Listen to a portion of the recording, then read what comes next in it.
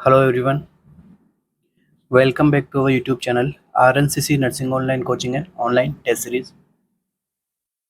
तो जैसा कि आप सभी को पता है, एम्स प्री का जो एग्ज़ाम है वो सभी का हो चुका है और अभी आपके अपकमिंग एग्ज़ाम जो सामने है वो है एम्स मेंस का। ठीक है, नॉट सेट का जो मेंस है वो पेपर है आपके, बहुत ही ज़्यादा नियर बाई है। तो बिना आप सभी अपने रिजल्ट का वेट करें, जिसका भी पेपर लगता है कि हाँ मेरा थोड़ा अच्छा गया है पेपर, मैं अपने जो क्वालिफिकेशन जो मार्क्स है उतने आ रहे हैं मेरे अकॉर्डिंग टू कैटेगरी, तो वो तुरंत बिना किसी देरी के मेंस की प्रिपरेशन के लिए लग जाइए। मेंस में आप सभी को पता है किस प्रकार का पेपर रहेगा, आपका सिनेरियो बेस्ड पेपर रहेगा। तो सिनेरियो बेस्ड के साथ साथ में आपको लास्ट नोट सेट का जैसा पेपर आपको उसके सिमिलर पेपर देखने को मिलेगा। तो आप प्रिपेयर रहें सिनेरियो बेस्ड के लिए और साथ साथ में जो प्रैक्टिकल बेस्ड एमसीक्यूज हैं उनके लिए भी। ठीक है, ऐसा नहीं कि सारे के सारे एमसीक्यूज होंगे वो 4-5 लाइंस के अंदर आपको डिफाइन किए हुए मिलेंगे, क्योंकि इतने बड़ा लेंथी पेपर हो जाएगा फिर वो 1.5 घंटे में होना थोड़ा मुश्किल है। तो बस आपकी अप्रोच दोनों के अकॉर्डिंग ही रहनी चाहिए, किसी एक पेपर के भरोसे मत रहना। बताया है उन्होंने सिनेरियो बेस देंगे, मगर थोड़ा प्रैक्टिकल बेस भी आएगा। ठीक है, और बाकी का सिनेरियो बेस, दोनों को कंबाइंड के अंदर एमसीक्यू आपको देखने को मिल सकते हैं। बाकी एम्स जाने वो कैसा बनाएगा। तो अभी अपनी जो क्लासेस रहेगी वो करंटली रहेगी अपने मेंस को लेके, जिसके अंदर हम कुछ प्रैक्टिकल बेस्ड एमसीक्यूज को सॉल्व करेंगे और कुछ सिनेरियो बेस्ड एमसीक्यू सॉल्व करेंगे। किस प्रकार से सिनेरियो बेस्ड एमसीक्यू सॉल्व करना है वो अपन यहाँ पे समझेंगे। तो शुरू करते हैं आज के अपने सेशन को बिना किसी देरी के। ओके, तो ये हमारा स्केड्यूल है मेंस टेस्ट सीरीज़ के लिए, जो according to exam date, according to dates हमने क्या कि रखा है यहाँ पे। इसके अंदर आपको टोटल 6 अक्टूबर तक आपको जो है यहाँ पे टेस्ट पेपर देखने को मिलेंगे। एक टेस्ट होगा मॉर्निंग में लाइव और एक टेस्ट होगा इवनिंग में लाइव, मतलब पर डे आपको 2 पेपर मिलेंगे सिनेरियो बेस और साथ में प्रैक्टिकल बेस एमसीक्यू रखे हैं हमने। ठीक है, और वीकली यहाँ पर जो एज ए पूरा कंबाइंड आपके जो एग्जाम कंप्लीट सिलेबस का उस तरह का पैटर्न यहाँ पे रखा गया है। बाकी अकॉर्डिंग टू सिस्टम वाइज हम यहाँ पे मॉर्निंग इवनिंग में पेपर कंडक्ट करवाएंगे और लाइव आपकी रैंकिंग वगैरह हम सभी को जैसे बताते आए हैं प्रीवियसली वैसे हम सभी आपको बता देंगे। तो शुरू करते हैं आज के अपने सेशन को।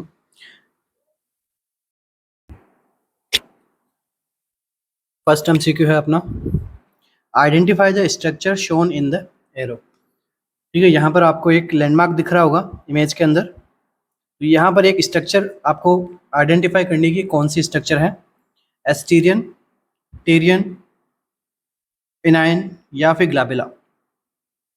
इस लोकेशन को हम क्या कहेंगे, पूछा गया एमसीक्यू है, वापस से रिपीट हो सकता है।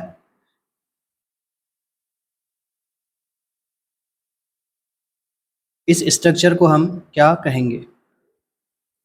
तो देखिए ज़रा कुछ डिस्कशन वाला है नहीं ये टॉपिक, तो इसमें यहाँ की जो लोकेशन है या फिर इन सूचर वगैरह जहाँ पे आके कनेक्ट हो रहे हैं एक दूसरे से, इस लोकेशन को हम बोलते हैं टेरियन। ठीक है, ऑप्शन नंबर बी यहाँ पे क्या रहेगा अपना करेक्ट आंसर रहेगा। तो इसी प्रकार से कुछ और अपने जो स्कल बोन वगैरह होती है वहाँ पर और भी लैंडमार्क्स होते हैं। तो जिस प्रकार से ये एमसीक्यू पूछा गया है उनके बारे में भी आप सभी को पता होना चाहिए। तो ये देखिए अपना जो लोकेशन कौन सा था आंसर में, ये वाला। ठीक है, इसे हम क्या बोलते हैं, टेरियन। इसके पीछे जो रहता है वो क्या होता है, ब्रैग्मा। जो डायमंड शेप आप कहते हो, पीडियाट्रिक का फेमस एमसीक्यू बनता है यहाँ से। इसके पीछे जो रहता है वो रहता है लैम्डा, ट्रायंगुलर शेप में। इसके नीचे जो आपका ये जो आपका शार्प थोड़ा यहाँ से स्ट्रक्चर बनता है इसे हम बोलते हैं इनियन। इसके इनियन के और ऑब्स्थिनियन के दोनों के बीच में जो स्ट्रक्चर रहती है उसे हम बोलते हैं एस्टीरियन।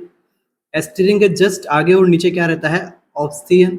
इसके बाद में देखो ये होता है नेजियन, अपने नोज और ऑर्बिट वाली कैविटी के पास में जहाँ जो स्ट्रक्चर होती है स्कल की उसे हम बोलते हैं नेजियन। और ये आपका ग्लाबेला, तो आप सभी को पता ही है कि ग्लाबेला कहाँ होता है क्या होता है। तो ये कुछ इंपॉर्टेंट लैंडमार्क्स है जो आपको पता होना चाहिए। Next MCQ, a man with बुला ऑन फेस एंड नेक। ठीक है, एक बुला, एक आपको बताया कि एक फ्लूइड फील्ड यहाँ पे एक स्ट्रक्चर होती है स्किन के ऊपर, जिसे हम क्या बोलते हैं, बुला। जैसे वेसिकल्स होते हैं वैसे एक स्ट्रक्चर होती है बुला, तो वेसिकल से थोड़े अलग रहते हैं डायमीटर के अंदर, ठीक है।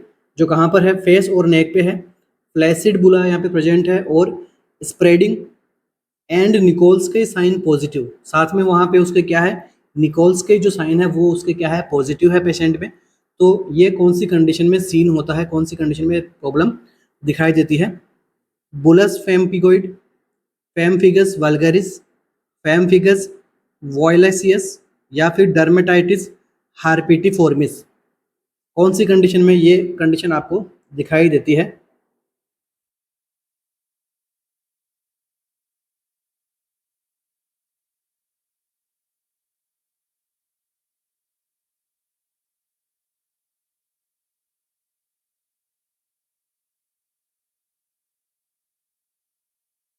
तो देखिए, ये सपोज कीजिए अपनी क्या स्किन है, स्किन के ऊपर यहाँ पर मैंने एक डायमीटर का एक बनाया, यहाँ पे वेसिकल बनाया, और वेसिकल के सिमिलरली मैंने एक स्ट्रक्चर इसके पास में और बनाई है। तो जो ये फर्स्ट वाला अपीयरेंस आपको दिखाई दे रहा है, जिसके अंदर क्या रहता है, क्लियर फ्लूइड प्रेजेंट रहता है, तो ये क्या होते हैं, वेसिकल्स। वेसिकल्स क्या रहते हैं, डायमीटर में 1 सेंटीमीटर से भी ये कम रहते हैं, इन्हें बोलते हैं वेसिकल। और जो बुला रहते हैं वो मोर देन 1 सेंटीमीटर के डायमीटर के होते हैं, ये भी क्लियर फ्लूइड होता है इसके अंदर भी, और वेसिकल्स में भी क्लियर फ्लूइड रहता है, बस ये स्किन के ऊपर यहाँ पे जमा रहते हैं, मतलब कुछ इन्फेक्शन हो या फिर कुछ बर्न होता है तो भी फ्लूइड फिल वेसिकल्स कैविटी बन जाती है स्किन के ऊपर। ये देखिए, आपको यहाँ पर इमेज दिखाई दे रही है वेसिकल्स की, लाइक आप वेसिकल्स मत देखिए अभी, आप देखिए यहाँ पर कुछ ब्लिस्टर फॉर्मेशन यहाँ पे हो चुके हैं, ठीक है। तो देखिए, एक यहाँ पे क्या साइज में थोड़ा बड़ा है, एक उससे साइज में क्या थोड़ा छोटा है। तो जो ये छोटा वाला होता है इसे हम क्या बोलते हैं, वेसिकल्स, जो क्या रहते हैं लेस देन 1 सेंटीमीटर के। और ये जो मोर देन 1 सेंटीमीटर की जो स्ट्रक्चर होती है, मोर देन 1 सेंटीमीटर, इसे हम क्या बोलते हैं, बुला। ओके, आगे आपके समझ में। अब अपने चलते हैं आंसर पे। तो कौन सी ऐसी कंडीशन है जिसमें आपको ये इस प्रकार से बुला फॉर्मेशन जो होता है वो देखा जाता है?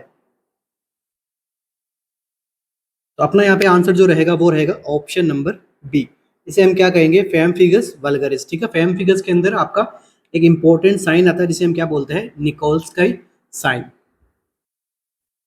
तो देखिए, फेम्फिगस वल्गरिस क्या होती है, एक ऑटो इम्यून स्किन डिसऑर्डर है।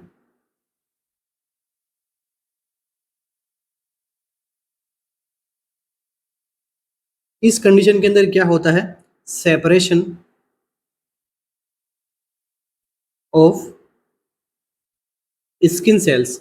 स्किन सेल्स का यहाँ पे क्या होता है, सेपरेशन होता है। सबसे पहले क्या बनेगा, ये जो बुला आपको दिख रहा है ये बुला बनेगा, उसके में बुला जो रहेगा वो क्या रहेगा, फ्लैसिड हो जाएगा, लूज हो जाएगा। फिर जब कभी भी शेयरिंग फोर्स लगेगा इसके ऊपर यहाँ से, तो ये बुला क्या कर जाएगा, यहाँ से स्किन छोड़ देगा, मतलब सो आपकी एपिडर्मिस जो होती है वो यहाँ से सेपरेट हो जाएगी। तो अपन कह सकते हैं ब्लिस्टर फॉर्मेशन होगा। ब्लिस्टर भी कौन सा, जिसे हम क्या कहते हैं, बुला मोर देन 1 सेंटीमीटर का। अब ये क्या करता है, इसको यहाँ से जब शेयरिंग फोर्स लगता है तो ये क्या करता था, सेपरेट हो जाता है, और इस साइन को हम क्या बोलते हैं, निकोल्स के साइन। इंपॉर्टेंट साइन है, आपको पता होना चाहिए। तो ये देखिए, ये जो साइन है इसे हम क्या कहते हैं, पॉजिटिव निकोल्स के साइन। यहाँ पे क्या बताया गया है कि dislodgement of epidermis by lateral finger pressure in the विंसिटी of lesion which leads to an erosion, ठीक है। सिंपल सा बस क्वेश्चन ये है कि शेयरिंग फोर्स से क्या हो रहा है, जो बुला जब फॉर्मेशन हो गया था इसके अंदर फ्लूइड फिल कैविटी और मोर देन 1 सेंटीमीटर का था, यहाँ पर जब कभी शेयरिंग फोर्स लगता है तो ये क्या कर जाएगा, यहाँ से सेपरेट कर जाएगा, ठीक है। कोज न्यू इरोजन, ठीक है, इरोजन के रूप में यहाँ पे सेपरेट हो जाएगा। इसे हम क्या कहते हैं, निकोल्स का साइन, जो किसमें आता है, पैम्फिगस वल्गरिस में। तो ये देखिए, जो बुला का फॉर्मेशन हुआ था वो यहाँ पर क्या हो गया है, सेपरेट कर गया है, ठीक है। इसे हम क्या कहते हैं, निकोल्स के साइन। कंफ्यूज नहीं होना है, बस अपन विथ इमेज बेस अपन आराम से साथ साथ में करेंगे, ताकि आपके एज ए पिक्चर फॉर्म के अंदर आपके ब्रेन में सेटअप हो जाए, जब कभी एमसीक्यू है तो आपको पता रहे कि हाँ, निकोल्स के साइन में क्या बताया था मैंने आपको। Next MCQ, which of the following drug is the antidote for methanol poisoning.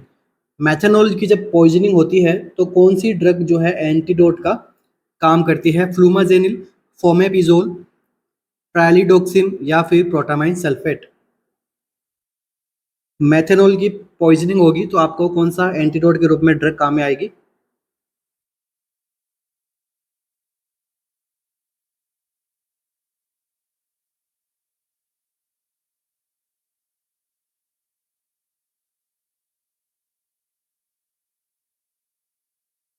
तो यहाँ पर बस डायरेक्ट अपना आंसर किया जाएगा फोमेपिजोल। ठीक है, फोमेपिजोल। एमसीक्यू है इंपॉर्टेंट, एल्कोहल के बारे में पूछे या फिर मेथनॉल। मेथनॉल भी क्या है, एक प्रकार से एल्कोहल डिहाइड्रोजिनेज ही रहता है इसके अंदर। तो एल्कोहल डिहाइड्रोजिनेज को इनिबिट कौन करता है? फोमेपिजोल। Further MCQ next.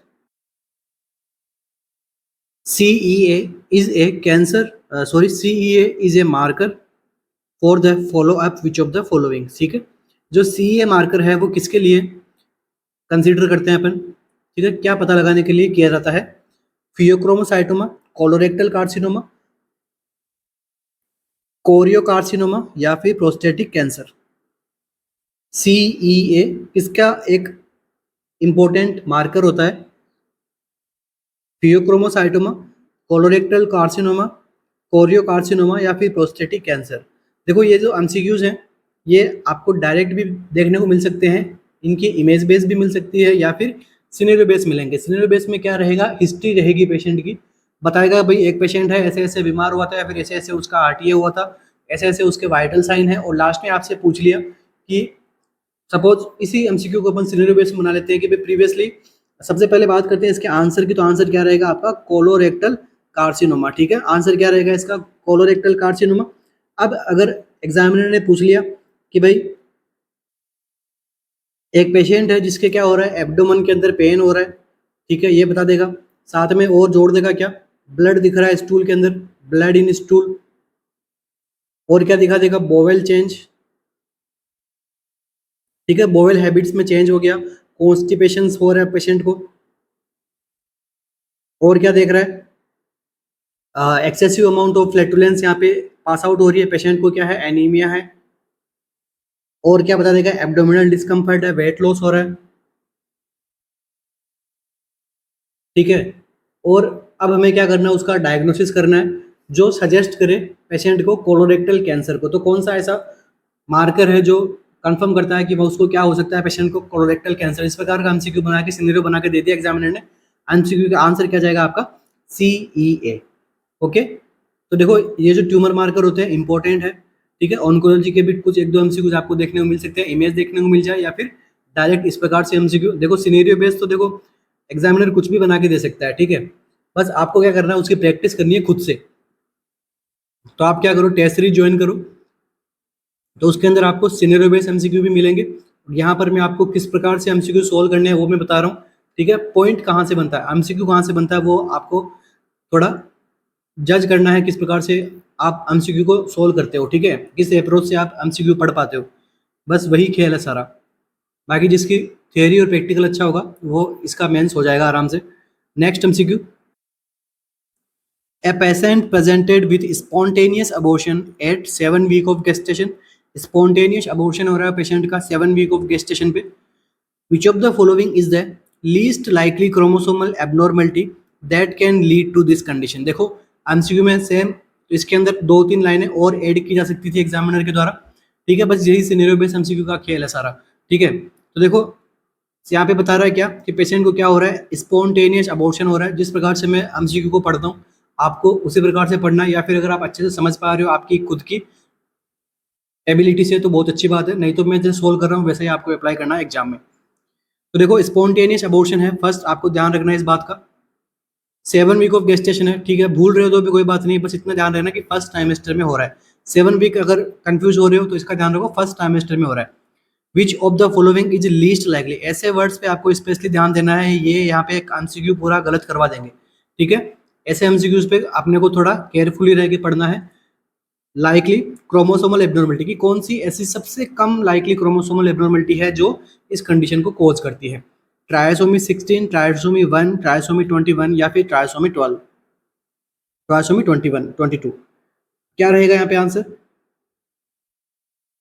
तो देखो ये एमसीक्यू भी इजी एमसीक्यू है। तो सबसे पहले आपको ये पता करना होगा कि यहाँ पर किसकी बात हो रही है, स्पॉन्टेनियस अबॉर्शन की।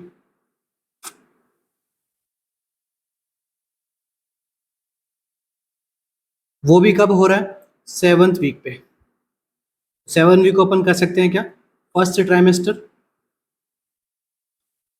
नेक्स्ट यहीं से आपका एमसीक्यू बनता है कि what is the most common cause for spontaneous abortion या फिर अबॉर्शन इन फर्स्ट ट्राइमेस्टर। तो क्या होता है आपका, क्रोमोसोमल अबनॉर्मलिटी। ये यहाँ पे क्या रहता है, मोस्ट कॉमन कॉज रहता है।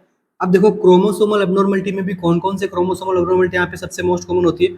तो यहाँ पे देखिए ट्रायोसोमी, क्रोमोसोमल अबनॉर्मलिटी में भी कौन सी, ट्रायोसोमी की जो अबनॉर्मलिटीज होती है वो यहाँ पे मोस्ट कॉमन कॉज करती है। अब बात करते हैं ट्रायोसोमी कौन कौन सी होती है। तो देखिए सबसे पहली हम बात करता हूँ एडवर्ड सिंड्रोम,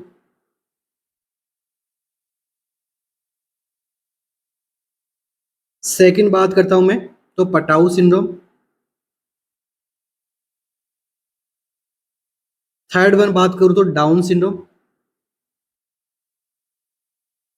ओके, तो ये जो मेन तीन ट्रायोसोमी आपको देखने को मिलती है, इनकी वजह से क्या होता है, क्रोमोसोमल एब्नॉर्मलिटी होती है जिससे अबॉर्शन होने के चांसेस रहते हैं। तो अपना यहाँ पर आपसे क्या पूछा है, लीस्ट लाइकली। तो लीस्ट लाइकली में क्या रहेगा, ट्रायोसोमी 1। ठीक है, ट्रायोसोमी 1 से लीस्ट लाइकली एकदम कम यहाँ पे अबॉर्शन होता है, बजाय 16, 21 और 22 से। यहां तक क्लियर है। Next MCQ, a primigravida is in labour. एक प्रीमिग्रेविडा है जो केस में है, अभी लेबर प्रोसेस में है। हर पर vaginal examination revealed A posterior cervix with 5 centimetre cervical length. ठीक है, हमने क्या किया, पर वेजाइनल एग्जामिनेशन किया और रिवील्ड हुआ या फिर हमें मिला कि पोस्टीरियर सर्विक्स है उसकी लेंथ कितनी है, 5 सेंटीमीटर सर्वाइकल लेंथ है वहाँ पे। डायलेशन कितना हुआ उसका, 1 सेंटीमीटर का डायलेशन हुआ है, सॉफ्ट है एंड कंसिस्टेंसी बनी हुई है। और हेड जो है वो फिटल का वो कहाँ पहुंचा है, -1 स्टेशन पे। तो कैलकुलेट द मॉडिफाइड बिशोप स्कोर। तो इस कंडीशन में उस पेशेंट का बिशोप स्कोर कितना होगा। लाइक अपगार स्कोर इंपॉर्टेंट है, वैसे ही बिशोप स्कोर भी इंपॉर्टेंट है। बर्न के अंदर कैलकुलेशन करना वो भी इंपॉर्टेंट है। ठीक है, जो इस प्रकार के एमसीक्यूज बनते हैं इन्हें आपको पढ़ के जाना है।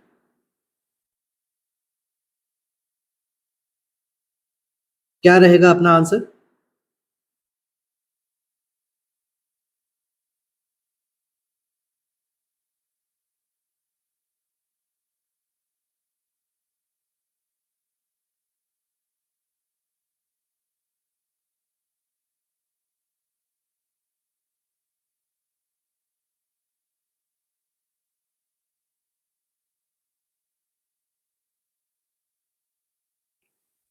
आई होप आप सभी ने वीडियो पॉज करके इसका आंसर निकाल लिया होगा। तो देखिए इसका जो आंसर रहेगा उस पर जाने से पहले अपन वन बाय वन इनके स्कोर देख लेते हैं। सबसे पहले बात करते हैं क्या, ऑप्शन नंबर वहाँ पे क्या बताया गया, posterior cervix with 5 centimetre cervical length. ठीक है, सबसे पहले यहाँ पे क्या सर्विक्स क्या है, पोस्टीरियर है। तो देखो जब आप बिशोप स्कोर के अंदर ये सब डाटा देखते हो तो पोजिशन ऑफ सर्विक्स क्या है, पोस्टीरियर। तो इसको यहाँ पे कितना स्कोर दिया हुआ है, 0। नेक्स्ट देखिए सर्वाइकल लेंथ, वो कितनी दी हुई है, 5 सेंटीमीटर। तो यहाँ पर स्कोर क्या आएगा, 0। अभी मैं बिशोप स्कोर बताऊंगा आपको, वहां पर ये सब क्राइटेरिया अपना फुलफिल होगा। ठीक है, नेक्स्ट देखिए क्या है, 1 सेंटीमीटर डायलेट हो गया है। तो देखिए नेक्स्ट 1 सेंटीमीटर डायलेशन, तो यहाँ पर अपन कितना स्कोर देंगे, 1। इसके बाद में देखिए कंसिस्टेंसी ऑफ सर्विक्स, ये कितनी है, सर्विक्स की कंसिस्टेंसी कैसी है, सॉफ्ट है। तो सॉफ्ट कंसिस्टेंसी में अपन क्या स्कोर देते हैं, 2 का। लास्ट क्या बताया गया है, हेड एट -1 स्टेशन। ठीक है, तो स्टेशन ऑफ हेड ये किस पे है, -1 पे। तो स्कोर इसको भी कितना लेते हैं, 2। तो 2 2 2 एंड 1, यहाँ पे कितना हो गया टोटल, 5। तो अपना आंसर भी क्या चला जाएगा, ऑप्शन नंबर 5। जिसको बिशोप स्कोर के बारे में, बिशोप स्कोर के बारे में पता है, वो ये एमसीक्यू आराम से कर लेगा। अब बात कर लेते हैं अपने बिशोप स्कोर की। बिशॉप स्कोर कितना आएगा, modified Bishop score?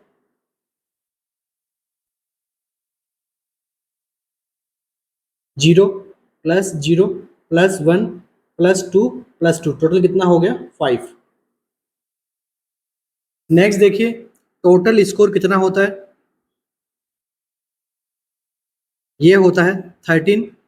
Favourable condition कब मानी जाती है इंडक्शन ऑफ लेबर के लिए?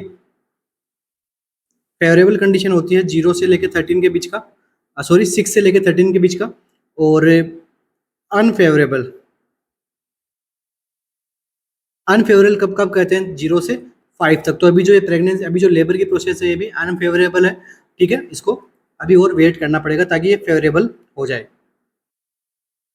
अगर स्कोर आपको 6 से 13 तक मिलता है तो इसका क्या मतलब है, इंडक्शन ऑफ लेबर करवा दीजिए, या फिर अपन आराम से कर सकते हैं इंडक्शन ऑफ लेबर। तो इसके लिए बिशॉप स्कोर किसके लिए होता है, लेबर के इंडक्शन के लिए। तो इसकी भी जो गाइडलाइन है वो दो अलग अलग बुक्स में अलग अलग अपन देखते हैं, ठीक है। तो 6 to 13 अगर रेंज पूछे तो आपको क्या मानना है, 6 to 13। और अगर आपको इस प्रकार से ऑप्शन दे दे तो आपको करेक्ट क्या मानना है कि कौन सा स्कोर फेवरेबल रहता है, तो 9 स्कोर। तो 9 score is the confirm favorable condition for the induction of labor. Next MCQ, as a nurse you counsel the mother to give ORS। आप एज ए नर्स आप काउंसिल कर रहे हो मदर को ORS देने के लिए। After how many hours shall she be advise to discard the old solution and prepare the new one. बस कुछ नहीं पूछा आपसे कि ORS का जो एक बार में सॉल्यूशन बनाया जाता है ये कितने टाइम बाद में उसको डिस्कार्ड कर देना चाहिए, ओल्ड सॉल्यूशन को फिर से नया बनाना है आपको, ठीक है। क्या रहेगा आंसर यहाँ पे, कुछ नहीं पूछा है, बस सिंपल सा आंसर है कि ORS को कितने टाइम तक यूज में लेना चाहिए। तो डिस्कार्ड कब कर देना है, आफ्टर 24 आवर, मतलब 24 आवर तक ही काम में लेना है, उसके बाद में उसको डिस्कार्ड कर देना है। नेक्स्ट देखिए यहाँ से एक और थोड़ा अलग से MCQ बन सकता है। MCQ ये बन सकता है कि आफ्टर ईच स्टूल पास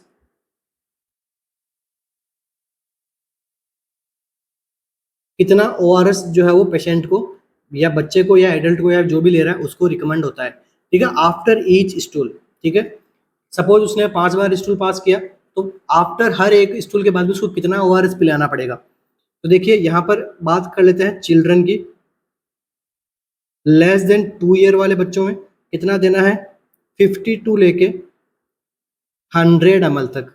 अब हम बात करें 2 से 10 ईयर के बच्चों को, यहाँ पर कितना करना है, 100 से लेके 200 ml तक उसको पिलाना है। और ओल्डर चिल्ड्रंस में ये कितना होता है, as much as child can take या फिर दे वांट, कितना पीना चाहे उतना अपन पिला सकते हैं। मगर इन दोनों से ही MCQ बनेगा, अगर बनेगा तो जहाँ तक मुझे लगता है नहीं बनना चाहिए, ठीक है। ऐसा MCQ थोड़ा डीप में ज़्यादा हो जाता है, बट आ जाए तो आपको पता होना चाहिए। अब देखो ये जो छोटे बच्चे रहते हैं इनमें अपन डायरेक्ट अपन ओरली तो दे नहीं सकते, तो यहाँ पर अपन कितना दे सकते हैं, 1 टीस्पून, 1 टीस्पून दे सकते हैं अपन यहाँ पे। 1 to 2 मिनट के बाद में, हर एक 2 मिनट के बाद में उसको 1 टीस्पून अपन उसको पिला सकते हैं। कितने टाइम ड्यूरेशन के अंदर पिला देना है, 4 आवर्स के अंदर। तो क्योंकि ये 50 to 100 ml सोल्यूशन है अपना, 4 आवर के अंदर कंप्लीट हो जाना चाहिए, ठीक है। जस्ट फॉर नॉलेज MCQ आपसे ये नहीं पूछा जाएगा। Next MCQ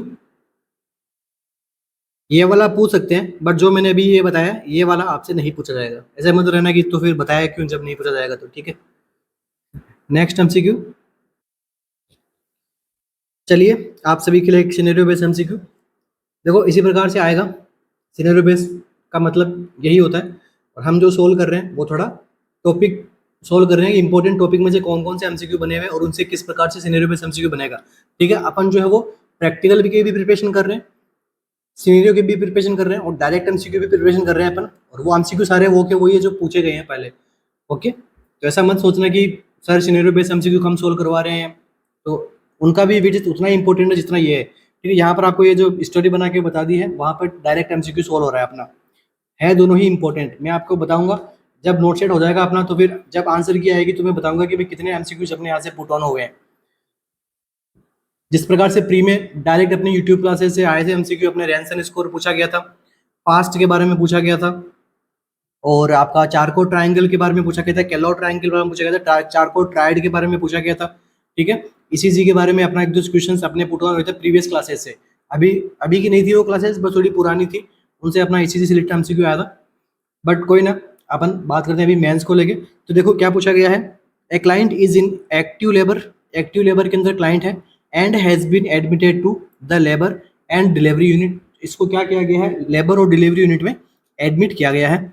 the nurse has just done A sterile vaginal examination, nurse ने क्या किया, स्टेराइल वेजाइनल एग्जामिनेशन किया है। That the client is dilated 5 centimetre, client कितना डायलेट हो गया, 5 सेंटीमीटर हो गया। इफेसमेंट हो गया उसका 85%। And the foetus head is at zero station, foetus का हेड कहाँ पे है, जीरो स्टेशन पे है। She ask if she could have a lumbar epidural now, उसको बताया गया है कि उसको अभी क्या लग सकता है, लंबर एपिड्यूरल लगेगा, ठीक है, लंबर पंक्चर लगेगा, एपिड्यूरल एनेस्थीसिया लगेगा उसको। द एपिड्यूरल स्टार्ट किया गया है, and the anaesthetic agent used is bupivacaine, epidural जो लगाया अनेस्थेटिक के लिए एजेंट कौन सा डाला हमने, bupivacaine. Okay, after the client has received an lumbar epidural, it is important for the nurse to monitor her which of the following side effect. बस इतना सा है, एमसीक्यू इधर ही है, बस यहाँ की 2 लाइन में एमसीक्यू है, अपन ये 2 लाइन ही अपन ज़्यादा एमसीक्यू में सोल्व कर रहे हैं, ठीक है। आपने देखा होगा कि अपना एमसीक्यू जो बन रहा है 1-2 लाइन का ही बन रहा है अभी जो मैं सोल्व करवा रहा हूँ। ऊपर की जो कहानी है आपको खुद को समझ आ जाएगी, क्योंकि एमसीक्यू जो पूछा जाएगा वो इन्हीं 2 लाइनों में रहेगा, और मैं आपको इन्हीं 2 लाइनों के एमसीक्यू सोल्व करवा रहा हूँ, ठीक है। प्रैक्टिस करनी है आपको टेस्ट सीरीज से, आपको पता लगाना भी कौन सा एमसीक्यू छोड़ना है कौन सा नहीं छोड़ना है, क्योंकि मैं तो यहाँ पे सारे एमसीक्यू सोल्व करवाऊंगा, ठीक है। तो प्रैक्टिस करने के लिए आपको मस्ट है टेस्ट सीरीज ज्वाइन करना, ठीक है। और बाकी अपने कैसे सोल्व करना है वो सब हम यहाँ पे सीख रहे हैं। तो देखो क्या पूछा गया है, बुपिवेकेन लगाया गया है और उसका साइड इफेक्ट आपसे पूछ लिया है। तो क्या साइड इफेक्ट होता है, हाइपरटेंशन, हाइपोटेंशन, हाइपोग्लाइसीमिया और हाइपरग्लाइसीमिया। बुपिवेकेन का क्या साइड इफेक्ट होता है।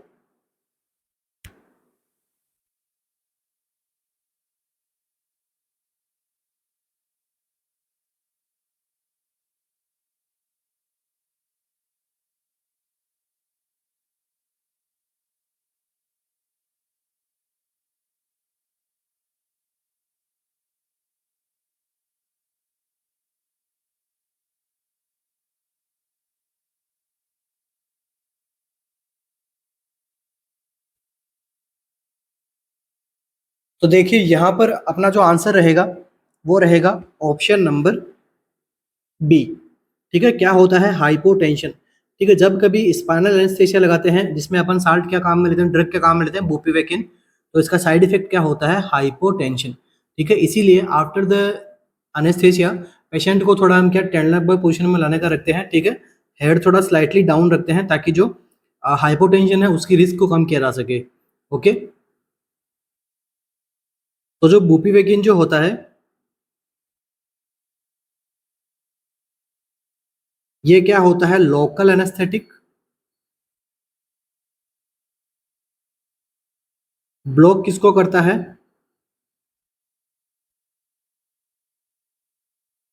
Threshold of electrical stimulus.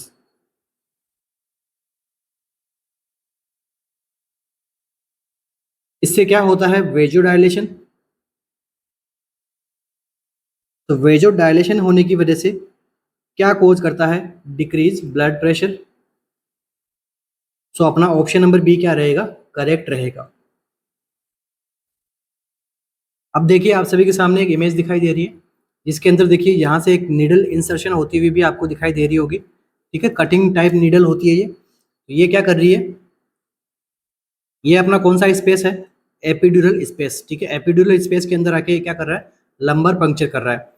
तो लोकेशन देख लीजिए कौन सी है, लोकेशन है यहाँ पर ये L3 और L4, ठीक है। L3 L4 के बीच में क्या दिया गया है, एपिड्यूरल एनेस्थीसिया प्रोवाइड करवाया गया है, ठीक है। ड्यूरामीटर, अरेक्नोइडमीटर, यहाँ पे सब चीजें हैं, ठीक है। ये क्या हो गया अपना स्पिनस प्रोसेस। मैं ये इमेज क्यों दिखा रहा हूँ आपको, इमेज में इसलिए दिखा रहा हूँ ताकि यहाँ से एक इंपॉर्टेंट एमसीक्यू बनेगा, अगर बनेगा तो एमसीक्यू ऐसा बनेगा कि बहुत ही कम बच्चों को आएगा, ठीक है, क्योंकि ये थोड़ा याद रखने में थोड़ा मुश्किल है। क्या मुश्किल है, पूछा जाता है कि लेयर्स कौन कौन सी होती है एपिड्यूरल एनेस्थीसिया की, कि भाई कौन कौन सी लेयर को जो है वो नीडल कट करते हुए इंसर्ट होती है एपिड्यूरल एनेस्थीसिया में। तो फर्स्ट लेयर कौन सी होगी, स्किन लेयर, सेकंड कौन सी होगी, सबक्यूटेनियस लेयर थर्ड होगी, बैक मसल लेयर, यहाँ पे आपको मसल का नाम भी पूछ सकते हैं, ठीक है। थर्ड, इसके बाद में फोर्थ लेयर कौन सी होगी, सुप्रास्पिनस लिगामेंट, उसके बाद में इंटरस्पिनस लिगामेंट, उसके बाद में लिगामेंटम फ्लेवम, और लास्ट में कौन सा स्पेस आता है, एपिड्यूरल स्पेस, और इसी स्पेस में क्या लगेगा, अनेस्थेसिया प्रोवाइड किया रहता है। तो ठीक है, ये लेयर से एमसीक्यू बन सकता है आपका एग्जाम में, ठीक है। बहुत ही रेयर बच्चा होगा जो इसको सोल्व कर पाएगा, क्योंकि थोड़ा याद रखने में थोड़ा मुश्किल है। जो याद रख लेते हैं उनके लिए बहुत अच्छी बात है, इसलिए मैंने आपको इमेज दिखाई है L3 L4 और L4 L5, ठीक है। दो जगह होती है जहां पर अपन ये लगा सकते हैं, ठीक है। नेक्स्ट यहाँ पर और क्या एमसीक्यू बन सकता है, नेक्स्ट एमसीक्यू बनेगा कि पोजीशन क्या देनी चाहिए। तो ठीक है, देखो पोजीशन यहाँ पे दे सकते हैं अपन, फर्स्ट वन दे सकते हैं अपन लेटरल डेक्यूबिटस, जो ये वाली पोजीशन है। सी से पोजीशन भी दे सकते हैं, और कौन सी दे सकते हैं, सीटिंग पोजीशन दे सकते हैं, जो ये वाली पोजीशन है। इसके बाद में नेक्स्ट पोजीशन कौन सी दे सकते हैं, प्रोन, ठीक है। प्रोन इतना ज़्यादा कॉमनली यूज में नहीं लेते हैं। अपनी कौन कौन सी लेटरल पोजीशन जो सी से पोजीशन होती है, और सीटिंग पोजीशन, ये दोनों यहाँ पे मोस्ट कॉमन पोजीशन होती है, ठीक है। यहाँ पे देखिए पिलो रखा हुआ है पेशेंट के, ठीक है। नेक्स्ट यहाँ से जो एमसीक्यू बनेगा वो है, यहाँ पर हमें क्या करना होगा, स्क्रबिंग करनी होती है, ठीक है। इस जो एनवायरमेंट, यहाँ का जो एरिया है उसको हमें क्या करना है, स्क्रब करना होता है। तो कितनी बार स्क्रब करोगे आप, ठीक है, तो मिनिमम 3 टाइम। तो 3 टाइम करना आपको, क्या स्क्रब करना है। किससे कर सकते हो, तो बेटाडीन से कर सकते हो, और या फिर क्लोरहेक्सिडिन से कर सकते हो। इन दोनों से क्या कर सकते हैं, हम स्क्रबिंग कर सकते हैं। और देखिए ये जो यहाँ पर क्या लगेगा, होल ड्रेप लगता है, ठीक है। पेशेंट पूरा जो है कवर होता है ड्रेपिंग से, ऊपर नीचे और साइड में, बस यहाँ पर क्या रहता है, ओपनिंग रहती है। जो आपका होल ड्रेप आता है वो यहाँ पे लगता है, ठीक है। और इस एरिया को क्या करते हैं, पूरा पेंट करके रखते हैं, एकदम स्टेराइल प्रोसीजर होता है।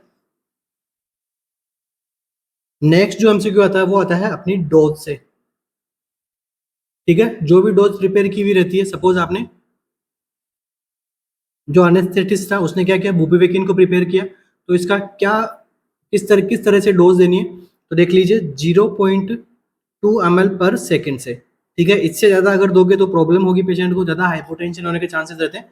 तो इस रेट से आपको क्या देना होता है, डोज देनी होती है। जो डोज वगैरह कितना देना है, क्या देना है, वो आपको अनेस्थेटिक्स को बारे में, मगर इसका जो रेट रहेगा वो यही रेट रहेगा।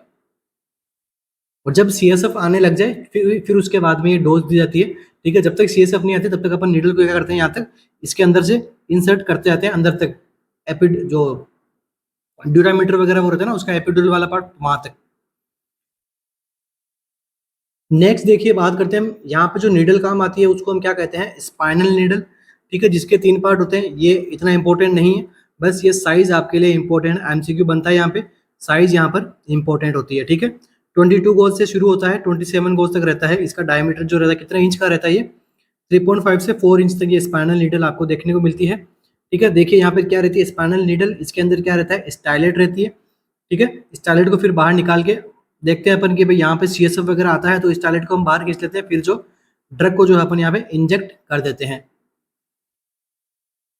और ये यहाँ पे आपको सभी को क्या दिखाई दे रही है, स्पाइनल नीडल्स,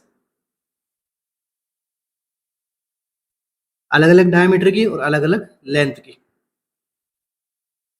मोस्ट कॉमन कौन सी लेती है, 25 गोज की यहाँ पे नीडल जो है वो ज्यादातर काम में ली जाती है। अभी जो इमेज आपको दिखाई दे रही है, ये क्या है, एपिड्यूरल ट्रॉली आप बोल सकते हैं इसको, ठीक है। या फिर अपन कह सकते हैं ये क्या है, स्पाइनल ट्रे। ये क्या है, स्पाइनल ट्रे। यहाँ पर ये क्या है, इंजेक्शंस वगैरह है, स्पाइनल नीडल आपके यहाँ पे पड़ी है, ठीक है। तो यहाँ पर क्या सिरिंजेस वगैरह हैं, जिस जो इसके अंदर देखिए एक इंपॉर्टेंट सिरिंज काम में आती है। इस सिरिंज का आप स्ट्रक्चर खुद से इमेज पे देखोगे, ठीक है। इस सिरिंज को हम क्या बोलते हैं, ल्यूवर लॉक सिरिंज।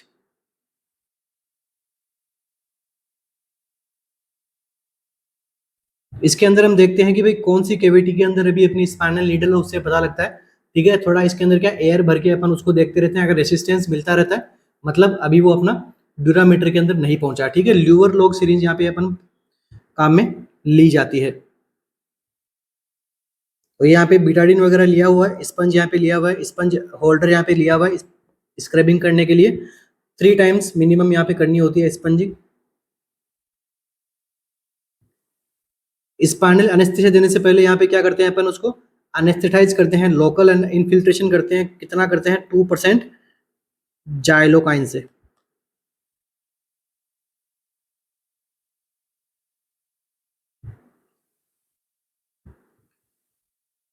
ये देखिए, ये क्या है, एपिड्यूरल एनेस्थीसिया के अंदर काम में आने वाली नीडल्स वगैरह। तो ये जो फाइनल यहाँ से क्या, ये जो इसका कैथेटर या इसको अपन जो भी बोल सकते हैं, ठीक है। तो इसमें क्या रहता है, यहाँ पर आके क्या रहता है, कनेक्ट रहता है, और इसके अंदर क्या रहता है अपना, अपन ड्रग प्रोवाइड करवा सकते हैं, ठीक है, ताकि अपन इसको अपन 5 ml पर रेट के अकॉर्डिंग, 5 ml पर आर के अकॉर्डिंग इसको यहाँ पे ड्रग इनफिल्ट्रेट करते हैं, जिसके अंदर जो रहता है वो ड्रग का नाम क्या रहता है, रोपिन। रोपिन नाम से जो ड्रग है यहाँ पे अनेस्थेटिक जो होते हैं डॉक्टर्स वगैरह वो इसको प्रिपेयर करके रखते हैं, 5 ml पर आर के रेट से इसको हम कंटिन्यू करते हैं। तो यहाँ से अपन उसको क्या करते हैं, कनेक्ट करते हैं, फिर उसको अपन उससे इंस्ट्रूमेंट से कनेक्ट करते हैं, जिससे इक्वली अपने जो डोज वगैरह अपन कंटिन्यू दे सकते हैं पेशेंट को। ये क्या आपकी स्पाइनल नीडल है, और ये जो नीडल आपको यहाँ पे दिखाई दे रही है, ये नीडल कौन सी होती है, ये है ल्यूवर लॉक नीडल। देखो आपके यहाँ पे आगे का देखिए, ये अपना नॉर्मल सिरिंज होती है वो वैसा नहीं है, यहाँ से थोड़ा चेंज है, इसे हम क्या बोलते हैं, luer lock needle syringe, sorry luer lock syringe. Next MCQ अपना, a 36-year-old man is diagnosed with cholera.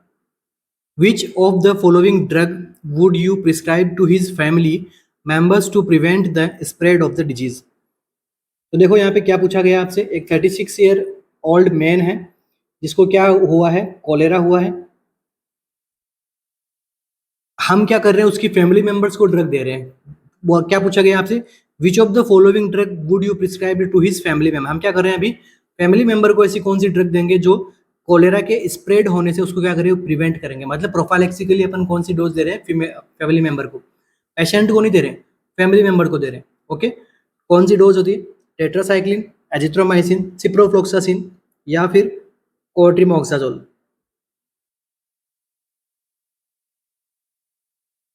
ये एमसीक्यू तो बार बार पूछा था एग्जाम के अंदर। तो देखिए, जब कभी कोलेरा की बात है तो यहाँ पर अपन क्या करते हैं, पेशेंट को ट्रीट करते हैं, ऑब्वियस सी बात है। तो यहाँ पे कंटामिनेशन रहता है, फिकोरल रूट से फैलता है, ये सब चीज़ें आप सभी को पता ही है। फादर ऑफ पब्लिक हेल्थ इसी को बोला जाता है। तो ये सब एमसीक्यू नहीं आएंगे, फादर ऑफ पब्लिक हेल्थ वगैरह। तो देखिए इसके अंदर क्या करते हैं अपन, ये जो अपन प्रोसेस कर रहे हैं इसे हम क्या बोलते हैं, कीमोप्रोफाइलैक्सिस। इस प्रोसेस को क्या बोलते हैं, कीमोप्रोफाइलैक्सिस ऑफ कॉलेरा या फिर फॉर कॉलेरा। इसके अंदर जो ड्रग दी जाती है वो क्या रहती है, drug of choice for कीमोप्रोफाइलैक्सिस of cholera में क्या आता है, टेट्रासाइक्लिन। अपना आंसर भी क्या जाएगा, ऑप्शन नंबर ए। ठीक है, कितनी देनी है, एडल्ट का पूछे 500 mg बीडी देनी है। ठीक है, बीडी ओडी इन सब का तो आपको पता होना ही चाहिए। ठीक है, 500 mg यहाँ पे कितनी देंगे, बीडी देंगे।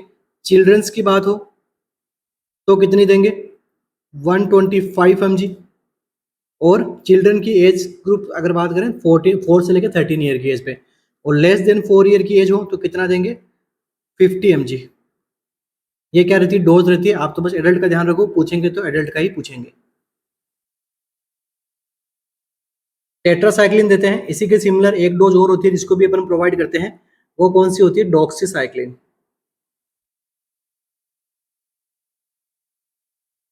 डॉक्सीसाइक्लिन भी प्रोवाइड करवाते हैं, कितनी, 300 mg फॉर एडल्ट, 6 mg पर केजी चिल्ड्रंस में। ठीक है, तो बस ये आपको ध्यान रखना, बस डॉक्सीसाइक्लिन भी प्रोवाइड करते हैं, टेट्रासाइक्लिन ऑप्शन में ना हो, डॉक्सीसाइक्लिन हो, उसको भी हम करेक्ट कर सकते हैं। Next MCQ, a young male came to the hospital with a clean cut wound without any bleeding। एक यंग मेल है जो हॉस्पिटल में आया है, उसका वुंड कैसा है, क्लीन और कट वुंड है, कोई प्रकार की ब्लीडिंग नहीं है। The patient received a full course of tetanus vaccination 10 year ago.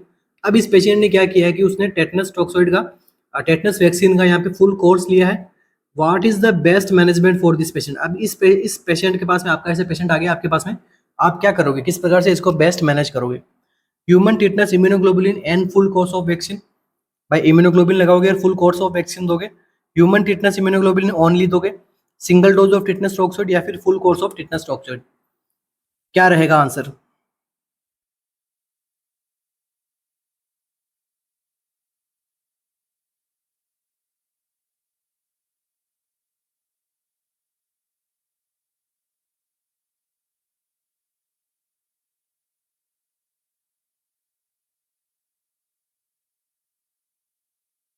तो देखिए इस कंडीशन के अंदर आपका जो बेस्ट ट्रीटमेंट रहेगा वो क्या रहेगा, single dose of tetanus toxoid.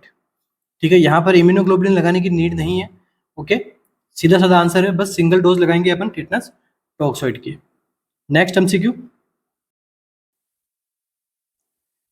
Next MCQ अपना, a pregnant lady was admitted with diagnosis of PIH pregnancy induced hypertension for monitoring and bed rest in supine position which of the following is a complication of the below representation।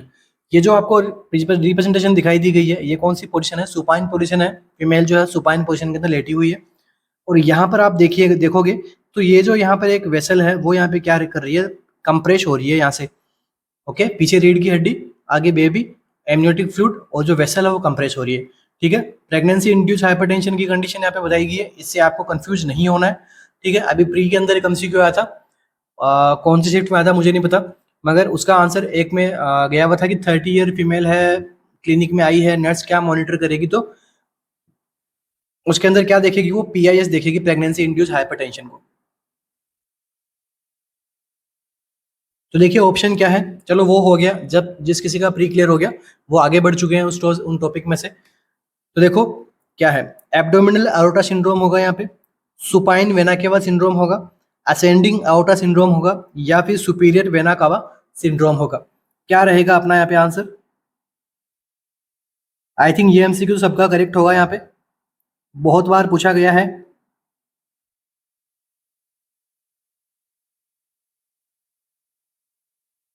तो देखिए जो baby है वो किसको compress कर रहा है, inferior vena cava को।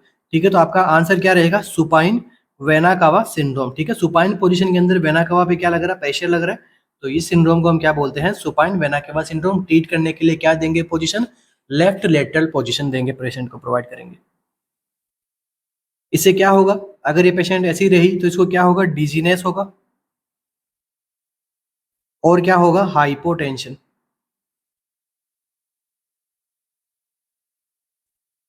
नेक्स्ट देखिए, PIH से एमसीक्यू बनता है कि PIH के अंदर एक फीमेल है जो एंटीनेटल चेकअप के लिए जा रही है, और कौन सी डॉक्टर ने कुछ उसको फॉलोइंग कंडीशंस प्रिस्क्राइब कर दी, आपको 4 ऑप्शन दे दिए, और उसमें से एक ऑप्शन और आपको पूछ लिया कि which of the following condition is except, मतलब कौन सी कंडीशन है या फिर कौन सा है उसको अप्रोच काम में नहीं लेनी है PIH को ट्रीट करने के लिए। वहां पर आपको एक ऑप्शन दे दिया, रेस्ट्रिक्ट साल्ट इनटेक। तो देखो जब प्रेगनेंसी इंड्यूस हाइपरटेंशन होता है, ऐसे जनरली अपन बात करते हैं हाइपरटेंशन की, तो वहां पे सोडियम हमें कम काम में लेना चाहिए। ठीक है, मगर जब बात है प्रेगनेंसी इंड्यूस हाइपरटेंशन की, तो ये जो प्रेगनेंसी इंड्यूस हाइपरटेंशन है किसकी वजह से हो रहा है, प्लेसेंटा की वजह से। ठीक है, प्लेसेंटा के अंदर जो स्पाइरल आर्टरीज वगैरह रहती है उनके अंदर क्या रहती है, वेजो कॉन्स्ट्रिक्शन हो जाती है, तो जिसकी वजह से क्या बढ़ता है, फीमेल का हाइपरटेंशन होता है, हाइपरटेंशन की कंडीशन देखने को मिलती है, और ये आगे जाके किसमें कन्वर्ट होती है, प्री एक्लेम्शिया के अंदर और एक्लेम्शिया के अंदर। यूरिक एसिड वगैरह अपन देखते हैं, एमसीक्यू से पुराने हो चुके हैं सब। ठीक है, नेक्स्ट एमसीक्यू बनता है इसके अंदर किससे, MgSO4 से। MgSO4 कैसी ड्रग है, बीपी को कम करने वाली ड्रग है या फिर एंटी कन्वल्जेंट है। ये क्या करती है, वेजोडायलेशन करवाती है ब्रेन के अंदर, प्रॉपर तरीके से ब्लड फ्लो करवाती है, इसलिए एंटी कन्वल्जेंट ड्रग आती है। नेक्स्ट इसी से एमसीक्यू बनता है कि एक पेशेंट है जिसको क्या हो रहा है, कन्वल्जन आ रहे हैं, तो कौन सी ड्रग नहीं देंगे, उस पेशेंट को हम MgSO4 कभी नहीं देंगे, क्योंकि पढ़ा हुआ रहता है कि हाँ भाई एंटी कन्वल्जेंट है। एंटी कन्वल्जेंट तब है जब ये क्या करती है, वेजोडायलेशन करवाती है ब्रेन का, ब्लड फ्लो बढ़ा देगी, तब ये जाके एंटी कन्वल्जेंट का काम करती है। ये एक बाय मैन्युफैक्चर्ड एंटी यहाँ पे वो कन्वल्जेंट नहीं है, जैसे सोडियम वालपोरेट वगैरह अपन प्रोवाइड करवाते हैं। ठीक है, तो वो एंटी कन्वर्जेंट है, मगर इसको एंटी कन्वर्जेंट वाले कैटेगरी के अंदर आप इंक्लूड करके आंसर करेक्ट मत करके आना प्लीज, गलत हो जाएगा आपका आंसर। अगर वैसा एमसीक्यू पूछा रहा है एम्स के अंदर तो नहीं पूछेंगे, बट अगर पूछ ले तो ठीक है। और इस ड्रग का जो थेरापेटिक रेंज है वो काफी नैरो होता है, इसलिए इसको प्रॉपर तरीके से बैलेंस करना जरूरी होता है। ठीक है, 4 to 7 के समथिंग होना चाहिए इसका। ठीक है, ये पढ़ाया हुआ है मेरा पूरा कंप्लीट। तो इस एमसीक्यू का आंसर क्या रहेगा, supine vena cava syndrome. Next MCQ, the following instrument is used for performing aspiration of uterine cavity with in dash days of A missed period in a woman with previously normal cycle. एक woman है जिसका क्या previously normal cycle हुआ है, ठीक है, अभी उसका यूटेराइन नॉर्मल साइकिल वो नहीं आया, ठीक है, क्या हो गया है, मिस्ड हो गया, जो पीरियड के पहले मेंस्ट्रुअल साइकिल आ रहा था वो भी मिस हो गया। ठीक है, तो इस इंस्ट्रूमेंट की मदद से क्या कर रही है वो फीमेल, क्या करवा रही है, एस्पिरेशन कर रही है जो भी यूटेराइन कैविटी के अंदर जो प्रोडक्ट ऑफ कॉन्सेप्शन बना है वो। तो कितने टाइम के अंदर इसको काम में लेंगे, 14 डेज, 42 डेज, 72 डेज या फिर 28 डेज में।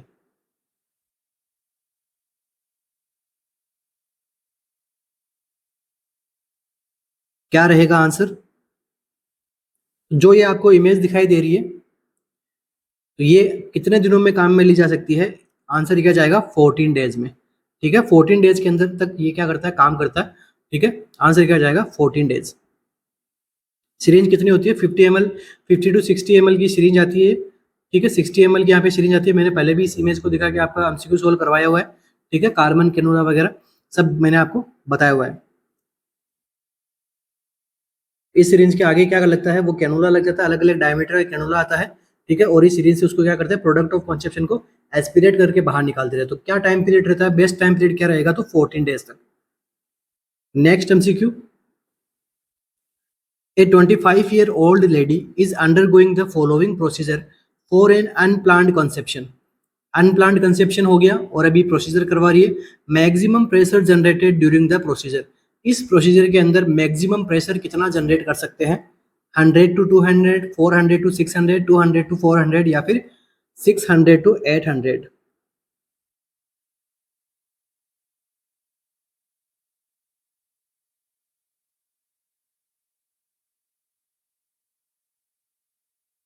तो देखिए यहां पर अपना जो आंसर रहेगा वो क्या रहेगा,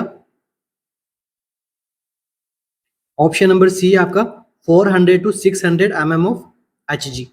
ठीक है, ऑप्शन के नाम थोड़े ऊपर नीचे हो गए, तो जो भी ऑप्शन नंबर बी है कितना है, 400 to 600 mm ऑफ Hg। और ये जो प्रोसीजर है वो क्या है, ये प्रोसीजर वो क्या है, सक्शन इवाकुएशन।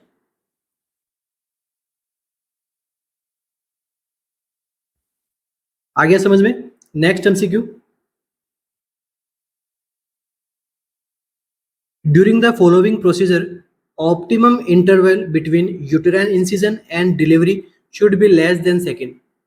देखो एक आपको यहाँ पे क्या बताया गया है कि ऑप्टिमम इंटरवल कितना होना चाहिए यूटेराइन इंसर्शन का। ठीक है, LSCS किया गया है, यूटेराइन में इंसिजन किया गया, lower segment caesarean section full form होती है इसकी। तो एब्डोमेन के जो लोअर सेगमेंट होते हैं या फिर यूट्रस का लोअर सेगमेंट में क्या करते हैं अपन, इंसिजन करते हैं और सिजेरियन डिलीवरी करवाते हैं। तो देखो इसके अंदर क्या बोला गया है कि यूटेराइन इंसिजन से डिलीवरी जो है वो कितने टाइम के अंदर अंदर हो जानी चाहिए, 30 सेकंड, 60 सेकंड, 45 सेकंड या फिर 90 सेकंड।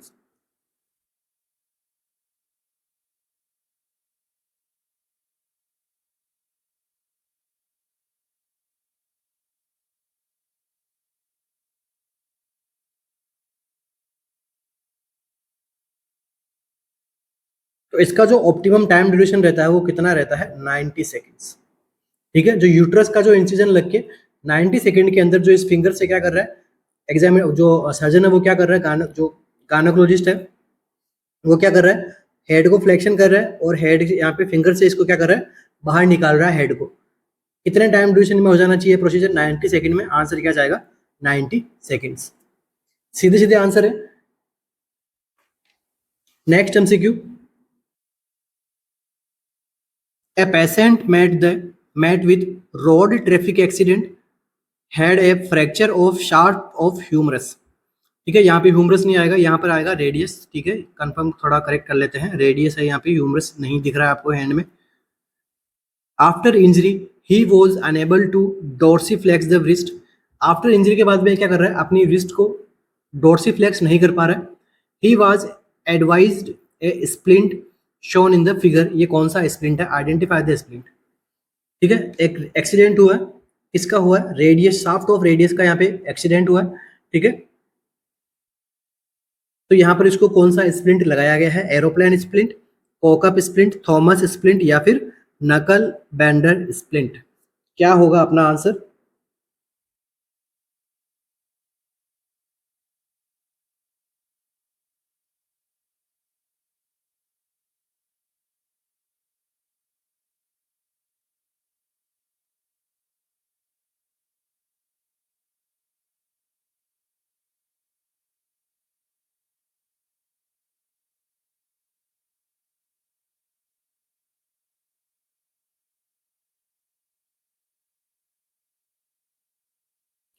तो यहाँ पर आपका जो आंसर रहेगा वो रहेगा थॉमस स्प्लिंट। ये कौन से स्प्लिंट का एग्जाम्पल है, थॉमस, सॉरी, ये है अपना कॉकअप स्प्लिंट। ठीक है, कौन सा स्प्लिंट है यहाँ पे, कॉकअप स्प्लिंट। कंफ्यूज नहीं होना है, आंसर क्या जाएगा अपना, कॉकअप स्प्लिंट। अब देखिए आपके सामने एक इमेज है, ये इमेज आपको दिखाई दे रही है, कौन सा इमेज है, इसका कौन सा इमेज का कौन सा स्प्लिंट का इमेज है। तो यहाँ पर जो इमेज है उसको हम क्या बोलते हैं, एरोप्लेन स्प्लिंट।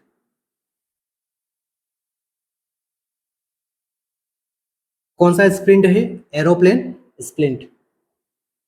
नेक्स्ट इमेज अपनी, ये जो इमेज आपको दिखाई दे रही है ये कौन सी इमेज है, थॉमस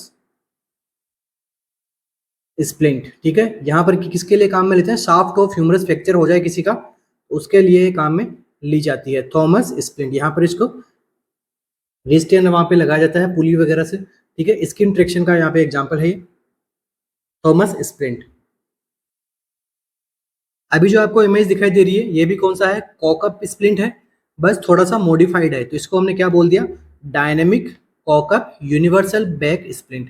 ठीक है, अपना आंसर क्या था, कॉकअप स्प्लिंट था, उसके अंदर आपको एक बैंडेज टाइप में आपको एक स्प्लिंट बताया गया था, वो भी कॉकअप स्प्लिंट है, और ये भी डायनेमिक कॉकअप यूनिवर्सल बैक स्प्लिंट है। कंफ्यूज नहीं होना, ऐसी इमेज भी आए तो भी घबराना नहीं है, ये भी कॉकअप स्प्लिंट है। ठीक है, ये जो शाफ्ट ऑफ रेडियस है उसका अगर फ्रैक्चर हो तो ये काम में आती है। ठीक है, रेडियस बोन का, रिस्ट के पोस्टीरियर डोर्सिफ्लेक्शन में बना के रखने में काम आती है। मॉन्टेजिया फ्रैक्चर वगैरह में काम में ले सकते हैं इसको। ये जो स्प्लिंट है इसे हम क्या कहते हैं, नकल ब्लेंडर स्प्लिंट। ठीक है, सारे स्प्लिंट हमने देख लिए, बाकी के कुछ इसके जैसे इमेज बेस्ड एमसीक्यूज वगैरह, ट्रैक्शन वगैरह, वो अपने ने प्रीवियस क्लासेस के अंदर पढ़ा दिया है। किसी का टॉपिक वीक हो तो देख सकता है, 4 point gait, 2 point gait, 3 point gait कैसे चला जाता है वो भी बता दिया, कैसे स्टेप्स अप की जाती है, कैसे स्टेप्स डाउन की जाती है, स्टेयर के ऊपर सीढ़ियाँ कैसे सीढ़ी जाती है वो भी मैंने आपको बता दिया है। प्रैक्टिकल बेस्ड एमसीक्यू इनसे बन सकता है, एज ए नर्स आपका क्या रोल है, कौन सा वीक साइड में हेल्प करोगे, कौन सा स्ट्रॉन्ग साइड में हेल्प करोगे, वो सब मैंने एक्सप्लेन किया हुआ है। नेक्स्ट एमसीक्यू है, based on the X-ray and clinical picture given below which nerve is most commonly damage. कौन सी नर्व यहाँ पे डैमेज हो रही है इस इमेज के अंदर, pudendal nerve, sciatic nerve, femoral nerve या फिर ऑब्ट्यूरेटर नर्व। कौन सी इमेज डैमेज हो रही है? अभी आपको इमेज क्लियरली विजिबल हो रही होगी। यहाँ पर जो पेशेंट का लेग है वो स्लाइटली अप है, पीछे से हील एरिया से स्लाइटली अप है। तो यहाँ पे कौन सी नर्व में इंजरी हो सकती है?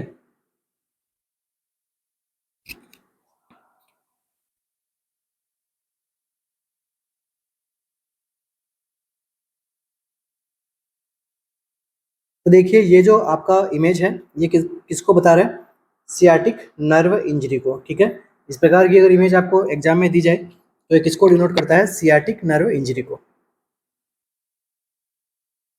अब देखिए यहाँ पे पेशेंट का अपीयरेंस कैसा रहेगा, ये जो इमेज आपको दिख रही है यहाँ पे, इस प्रकार का पेशेंट का अपीयरेंस रहता है सियाटिक नर्व इंजरी के अंदर। इसमें होता क्या है, देखो पेशेंट के जो मोटर इफेक्ट है वो यहाँ पे अल्टर होते हैं। ठीक है, वीक फ्लेक्शन होता है नी का, उसके बाद में वीक एक्सटेंशन ऑफ हिप का। ठीक है, ग्लूटियस मैक्सिमस मसल यहाँ पे इंटेक्ट रहती है, मगर उसका हिप का जो एक्सटेंशन है वो यहाँ पे क्या रहता है, वीक रहता है, ठीक है।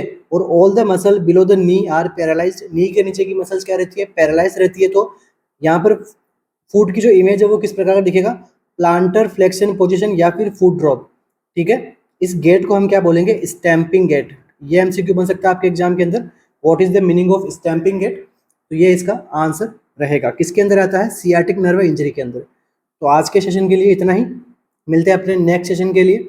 Wish you all the best for your upcoming exams, और अच्छे से प्रिपरेशन कीजिए, सिनेरियो बेस्ड एमसीक्यूज की प्रैक्टिस कीजिए। बाकी का यहाँ पर हम सबको देख ही लें, एमसीक्यूज को देख रहे हैं आराम से, जो आने लायक है आगे भी मैं सोल्व कराता जाऊँगा। क्लास में कुछ डाउट्स वगैरह हो, मेरी लैंग्वेज प्रॉपर ना आ रही हो, जो रिटर्न के अंदर कुछ आपको सही से ना दिख रहा हो, तो उसके लिए थोड़ा आपको कॉम्प्रोमाइज़ करना पड़ेगा, ठीक है। हो सकता है कुछ एडिटिंग के टाइम पे कुछ सॉफ्टवेयर ग्लिच हो गया हो या फिर जो भी है, ठीक है, क्योंकि लैक ऑफ रिसोर्सेज के अंदर हम ये सब काम कर रहे हैं, ठीक है। इतना ज़्यादा बड़ा कोई सेटअप है नहीं हमारा, तो जितना हम प्रोवाइड करवा पा रहे हैं अपना बेस्ट दे रहे हैं यहाँ पे। तो बस आप इस चीज़ को थोड़ा कॉम्प्रोमाइज़ कीजिए या फिर हमारा साथ दीजिए इसके अंदर। क्लासेस अच्छी लग रही हो तो like, comment and subscribe channel को जरूर करके जाएं। डाउट्स वगैरह हो तो जरूर कमेंट कीजिएगा, ठीक है। लाइक, शेयर एंड सब्सक्राइब मत करो। अगर आपका रियली में डाउट है तो कमेंट करो, वहाँ पर आपका डाउट क्लियर होगा। क्योंकि अगर आप, हो सकता है आपका जो डाउट हो, आपका एग्जाम में एमसीक्यू आ गया तो आप एक एमसीक्यू से पीछे हो जाओगे, और हम ये नहीं चाहते। बाकी की हमारी टेस्ट सीरीज वगैरह है, आप उन्हें बाय करके अपनी प्रिपरेशन को और अच्छा स्ट्रेंथ प्रोवाइड करवा सकते हो। केजीएमयू के लिए भी स्टार्ट कर दी गई है, उसके लिए भी आप, जो भी स्टूडेंट है ये वीडियो देख रहे हैं, उनके लिए इंपॉर्टेंट है, ज्वाइन कर सकते हैं। Thank you. तो इसी के साथ ही आज की अपनी क्लास को कंप्लीट करेंगे। आशा करता हूँ आपको वीडियो लेक्चर्स काफ़ी अच्छा लगा हो, आपका नॉलेज खूब सारा बूस्टअप हुआ हो। और मिलते हैं अपने नेक्स्ट सेशन में, जिसके अंदर इससे भी ज़्यादा अच्छे प्रकार के एमसीक्यूज़ मैं लेके आऊँगा आप सभी के लिए, और इससे भी बेहतरीन टॉपिक मेरी कोशिश रहेगी कि इससे भी बेहतरीन उसको सेशन बनाया जाए, और खूब सारे एमसीक्यूज़ हम सोल्व करें साथ में मिलके। कुछ दिनों बाद में जब एग्ज़ाम नियर बाय रहेगा तो कोशिश करूँगा मैं लाइव क्लासेस लेने की, ठीक है। तो वहाँ पे भी अपना बेहतरीन अपना सेशन चलेगा। अगेन एक रिमाइंडर है, किसके लिए, अपनी टेस्ट सीरीज़ के लिए। क्या रिमाइंडर है, टेस्ट सीरीज़ किसके लिए, केजीएमयू के लिए। क्योंकि अभी केजीएमयू के जो फॉर्म अब शुरू होने वाले हैं आपके, ठीक है। तो अब ज़्यादा देरी नहीं है, विद इन 1 वीक या 2 वीक मैक्स है, केजीएमयू जो है वो फॉर्म आपसे भरवा लेगा, ठीक है। और एग्जाम भी बाद में जल्दी ही करवाएगा, ठीक है। तो हो सकता है नोट सेट और केजीएमयू आपके पास पास में देखने को मिले, तो आपके लिए अच्छा है, दोनों के लिए प्रिपरेशन काम आएगी, ठीक है। और साथ में ही देखो, केजीएमयू का जो पेपर है वो एग्जाम पेपर किस प्रकार का होगा, 60 एमसीक्यू आपके नर्सिंग से, बाकी के 10+10+ करके आपके जो एमसीक्यूज आएंगे अदर सब्जेक्ट में से। तो अपनी जो टेस्ट सीरीज है उसके अंदर भी आपको कितने पेपर मिलेंगे, टोटल 120 टेस्ट पेपर आपको देखने को मिलेंगे अपनी टेस्ट सीरीज के अंदर। और ये सब कहाँ पे मिलेंगे आपको, हमारी ऐप के अंदर। तो आई ऐप जो है वो कहाँ पे है, प्ले स्टोर पे भी है और iOS के ऊपर भी है। तो जिनके पास में आईफोन है, ठीक है, जो अमीर लोग हैं उनके आईफोन है, तो वो iOS पे डाउनलोड कर सकते हैं, टेस्ट सीरीज दे सकते हैं अपने, ठीक है। और टेस्ट सीरीज के अंदर क्या है, ये जो 60 पेपर है अपने, सॉरी, ये जो अपना 60 एग्जाम पैटर्न है, इसके एमसीक्यू कितने बनाए गए हैं, इसके जो टोटल 50 टेस्ट बनाए गए हैं इसके एग्जाम पैटर्न के अकॉर्डिंग। और बाकी के जो रेस्ट टेस्ट पेपर है उसके अंदर क्या है, सब्जेक्ट वाइज, टॉपिक वाइज जो है वो आपको टेस्ट मिलेंगे, ठीक है। तो टोटल 120 टेस्ट पेपर है। प्राइस भी हमने इसकी एकदम अफोर्डेबल रखे थे, ठीक है, क्योंकि हम भी कभी स्टूडेंट थे, हम भी कभी पढ़ते थे, ठीक है। तो हमें पता है कि भाई स्टूडेंट जो है वो किस प्रकार से फैमिली को आपको एक टाइम बाद में जो क्या होता है कि फैमिली से भी पैसे लेना अच्छा नहीं लगता, क्योंकि वो टाइम हो चुका होता है कुछ बच्चों का, ठीक है। तो कोई बात नहीं, अफोर्डेबल रेंज है। तो बाकी कुछ भी डाउट्स वगैरह हो प्राइस से या फिर टेस्ट सीरीज से, तो नीचे आपको सपोर्टिव नंबर दे रखे हैं, तो इससे आप बात कर सकते हैं सर से, और इन आप मैसेज छोड़िए, अगर बिजी हैं तो आपको उसका रिप्लाई जरूर मिलेगा कुछ टाइम के अंदर ही। तो wish you all the best for your exams, for your preparations. Thank you so much RNCC के साथ जुड़ने के लिए। मिलते हैं अपने नेक्स्ट सेशन में। Thank you.